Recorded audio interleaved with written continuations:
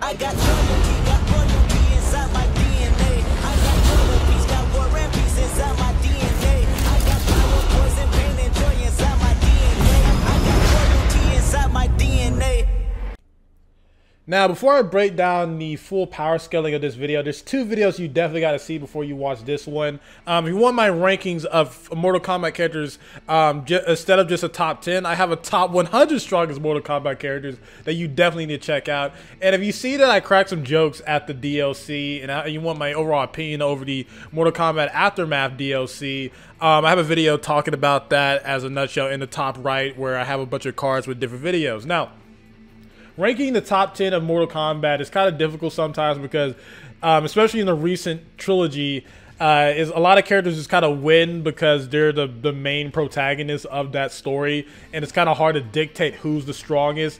And with this list, since the Mortal Kombat Aftermath doesn't really have a full-on like true ending just yet, because again, sometimes they have, especially in NetherRealm games after Injustice 2, they have these like what-if endings that you don't know who's the full canon. Granted, you know the canon is most likely Liu Kang beats Shang Tsung, because I don't know how they're going to continue the story after that. But we're not going to, like, you know, put that in here. We might imply it later on, but we're just going to use the canon ending to the original story of Mortal Kombat 11, then use the feats of everything that was in Aftermath up to the point where you have Liu Kang versus Shang Tsung with his power-ups.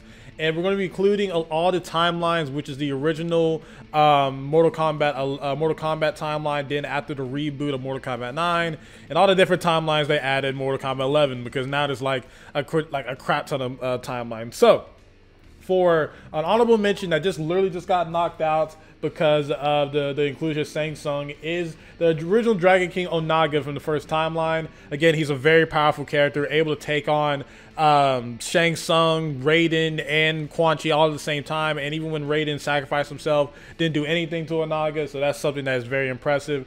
But for number 10, it's the person who beat Onaga, which is Shujinko. And the best way you can power scale him is towards Onaga, and the fact that Onaga had almost the full Kamidogu, it could have became the next one being, but was just off, and Shujinko was able to beat him only with the ability to absorb all his fighters' powers. Without that, he would not be in the top 10. He would be close to his timeline 2 counterpart, but Shujinko at full potential would be number 10. And for number 9 is Dagon, especially Dagon the first timeline. The fact that he's able to be on par with his brother Taven and be a candidate to even take on Blaze is something to be respected. It gives him a slight edge over Shujinko, in my opinion. If Shujinko's able to get an edge and able to somehow absorb his powers, then I could say, like, you know, then he'll lose. But for the fact that Dagon is a challenge towards Taven and how powerful Taven is, I would say that he's right here. And for number 8 is Blaze. Blaze was the big boss and the final villain of the original Mortal Kombat timeline, and he was able to pretty much have the ability to destroy everything. And the fact of the matter is that, again, the reason why he lost was kind of plot after a point, but he had the ability to take on and defeat most of the weakened Elder Gods at that point, because the Elder Gods was running out of power, and he was absorbing all the fighters' energy. He was like a more OP Shujinko.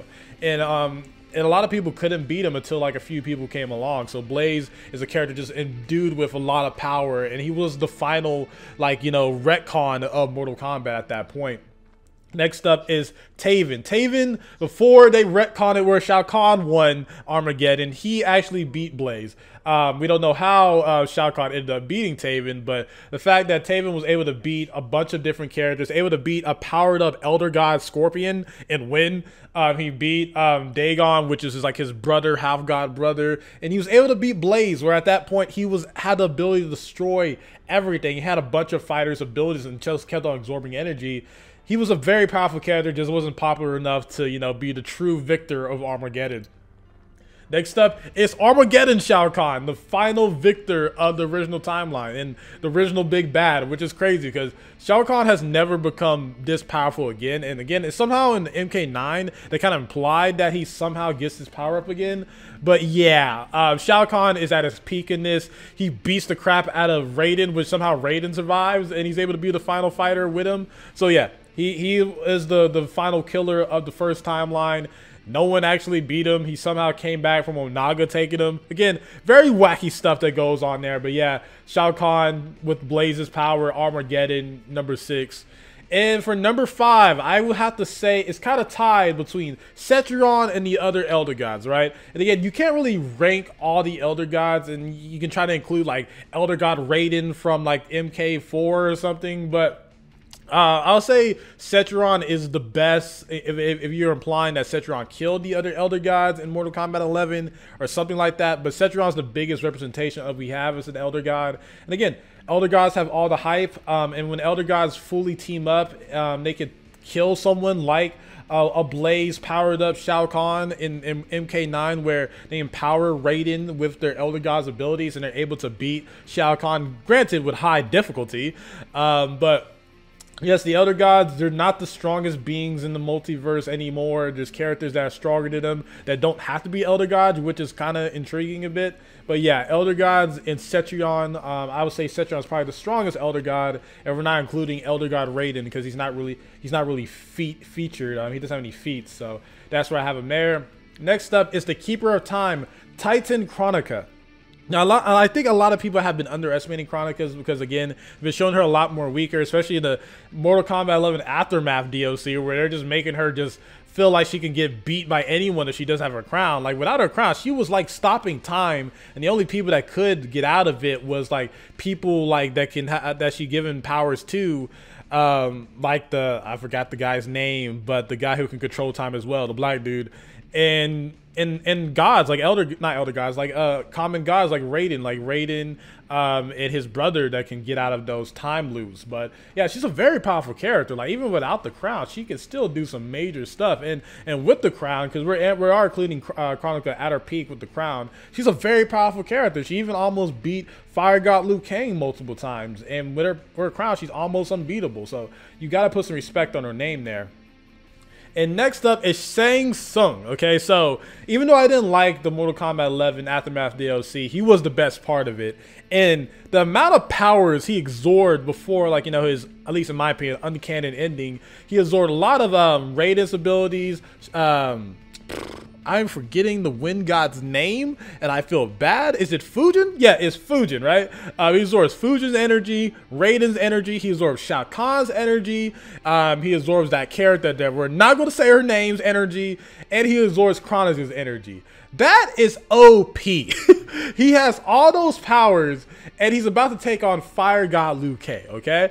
In my personal opinion, even regardless if you don't know which ending is canon, I don't think he is stronger than the next character coming up. But I would say he's definitely stronger than Kronika because he has Kronika's abilities on top of having Kronika's crown, which he designed, at least in that story. So yeah, Shang Tsung. If we're not counting his ending, if we're counting his ending, he'll be like the strongest or second strongest character on this because I feel like the first character is just too unbeatable. But next up is Fire God Lord Liu Kang. Okay, so this is Liu Kang from the main first timeline, plus the power of Revenant Liu Kang, who absorbed the main timeline Liu Kang's powers and was so OP, and plus Raiden's abilities. So he has original Liu Kang's OP powers where he can take on Elder Gods like Shinnok, has Revenant Liu Kang's powers, which he can absorb energy, and Raiden's abilities of lightning, which he's pretty much the strongest regular god who's not an elder god. He was able to beat Kronika with the power of the Kronika's crown, beat that. Then he's able to still be a threat to Shang Tsung with all those abilities. The fact that he's able to be a threat like that, and in a canon ending, he does beat. Okay, canon ending. Liu Kang's ending, he does end up beating Shang Tsung with all those power-ups. He's damn near the strongest character, despite number 1. And number 1 is the One Being. Okay, again, One Being is broken. He is the god of this stuff, right? Like, he is the god of Mortal Kombat. Like, again, you could say that the Elder Gods was able to, like, seal him away, but, like, again, with all the Kamudogus, I can't say that stuff consistently to save my life, but all that stuff collected, he is almost unstoppable. It takes all the Elder Gods to do it. Even a Titan like Kronika, like, talked about him in like certain dialogues in the like fighting, Yeah, Elder God, not Elder God. One Being is the strongest character in my personal opinion. Again, Liu Kang's my favorite character in Mortal Kombat, okay, in all time. I feel like Fire God Liu Kang wouldn't be able to beat One Being because he looks like he's just a one above all this stuff. I would love to see One Being in a game. Like, it's crazy how they had Cetrion in this, so it would be cool if One Being was in a game one time, or he was a big part of story mode in Mortal Kombat 12, and they hopefully don't ruin his character. So yeah. Hope you guys enjoyed the video, man. It was cool ranking these characters. I didn't feel like doing another top 100 where I just add, like, you know, one character, which is Shang Tsung with Kronika's Crown. Let me know what you guys think. Do you feel like Shang Tsung is stronger than Fire God Liu Kang? Do you feel like Shang Tsung ended up being Liu Kang? I think he did it. I love Liu Kang's abilities, by the way. Do you want me to talk about video if you think Fire God Liu Kang was a cool idea? Love talking about that. If you like my content, you like my personality, please like the video, share, comment. I have plenty of other videos talking about Mortal Kombat and just anime and gaming. I do reviews of My Academia, a bunch of stuff, and that's just me just shamelessly plugging in different content. So yeah, Sons of Jah, peace. Love you all.